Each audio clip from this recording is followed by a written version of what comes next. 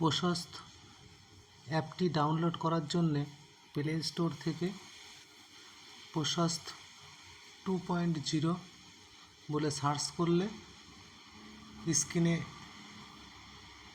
অ্যাপসটি আসবে। নিচের দিকে একটা ডিসএবিলিটিসের চিহ্ন দিয়ে যে অ্যাপটি আছে ওই অ্যাপটা ইনস্টল করা হচ্ছে। ইনস্টল হয়ে যাওয়ার পর ইনস্টল হচ্ছে এখনও। ইনস্টল হওয়ার পরে ওপেন করা হলো। ওপেন করার পরে প্রশস্ত টিউটোরিয়াল, এই টিউটোরিয়ালে চাপতে হবে। টিউটোরিয়ালে চাপার পরে উপরে টিচার বলে সিলেক্ট করা হয়েছে। এবারে ইউ ডাইস কোড, স্কুলের যে ডাইস কোড সেই ডাইস কোডটা দিতে হবে এবং তার নিচে স্কুলের যে মোবাইল নাম্বারটা রেজিস্টার্ড আছে সেই নাম্বারটাই দিতে হবে, না হলে কিন্তু এখানে হবে না। তাহলে আমি ইউ ডাইস কোডটা দিয়েছি এবং মোবাইল নাম্বারটা দিলাম। এরপরে ক্যাপচা আসবে, ক্যাপচাটা ঠিক করে টাইপ না হলে ইনভ্যালিড দেখাবে। আমার ক্ষেত্রে যেমন ইনভ্যালিড হয়ে গেছিলো, কারণ বড়ো হাতে ছোটো হাতের অক্ষরগুলি থাকে, অনেক সময় বুঝতে একটু সমস্যা হয়। এবার ক্যাপচাটা এখানে ইনভ্যালিড হয়ে গেল। আবার ক্যাপচাটা আমি পুনরায় আবার দিলাম, পুনরায় টাইপ করছি।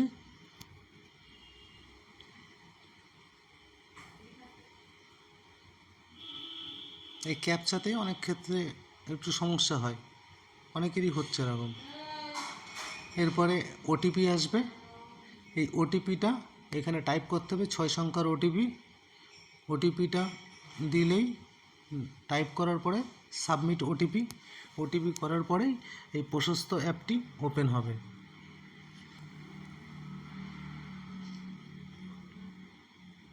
আমি যেহেতু আগেই এই অ্যাপটি ওপেন করে কোর্সটা করেছিলাম, সেই জন্য এখানে পরপর 10টি ভিডিও আছে, ছোট ছোট ভিডিও, 2 মিনিট, 4 মিনিট, 3 মিনিটের ভিডিও, 10টি ভিডিও আছে। ভিডিওগুলি সবগুলোই দেখুন সবুজ লেখা দেখাচ্ছে কমপ্লিট। এগুলো পুনরায় আবার দেখা যাবে, কিন্তু প্রতিবারে এক্ষেত্রে আবার কিন্তু ইউডাইস কোড এবং মোবাইল নাম্বার দিয়ে লগ ইন করতে হবে। এই উপরে অল 10টি কোর্স আছে এবং কোনো পেন্ডিং নেই, কমপ্লিট 10টি হয়ে গেল।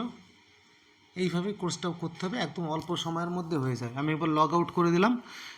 এবার আমি আবার নতুন করে ট্রাই করছি, টিউটোরিয়ালে চাপ দিয়ে নতুন করে। এবার ট্রাই করে দেখছিলাম যে ইউডাইস কোডটা দিয়ে আমি অন্য একটা মোবাইল নাম্বার দিয়ে হয় কি না, যে নাম্বারটা স্কুলে যেটা রেজিস্টার্ড করা নেই বা সেভ করা নেই স্কুলের ডকুমেন্টের সাথে।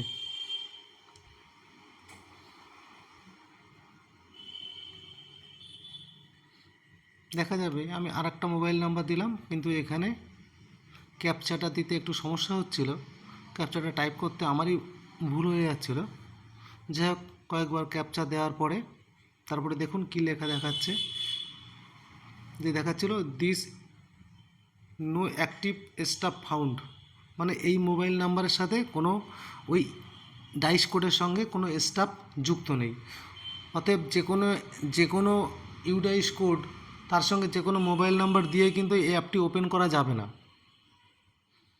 যে ডাইস কোড, সেই ডাইস কোডের আন্ডারে যে স্টাফ আছে তার যে মোবাইল নাম্বার রেজিস্টার্ড করা আছে স্কুলের ডকুমেন্টে, সেই নাম্বার দিয়ে করতে হবে।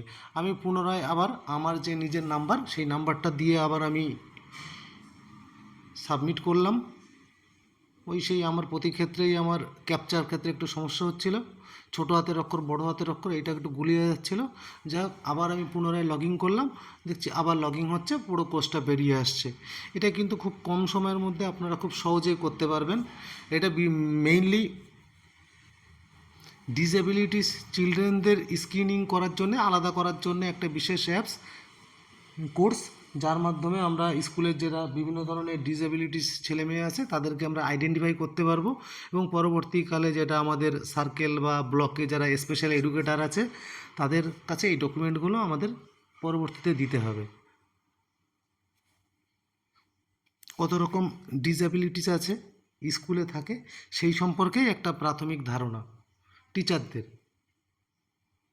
প্রতিটা টিচারকেই এই কোর্সটা করতে হবে। বিশেষ করে প্রতিটা মাধ্যমিক বিদ্যালয়ে বা উচ্চ মাধ্যমিক বিদ্যালয়ে কিন্তু এই সার্কুলার এসছে যে এই কোর্সটা করতে হবে। তবে নিষ্ঠার মতো এখানে কিন্তু কোনো সার্টিফিকেট ইস্যু হয় না, এটা কিন্তু সবাইকে মনে রাখতে হবে। কোনো সার্টিফিকেট কিন্তু এখানে ইস্যু হয় না, এটা স্কুলের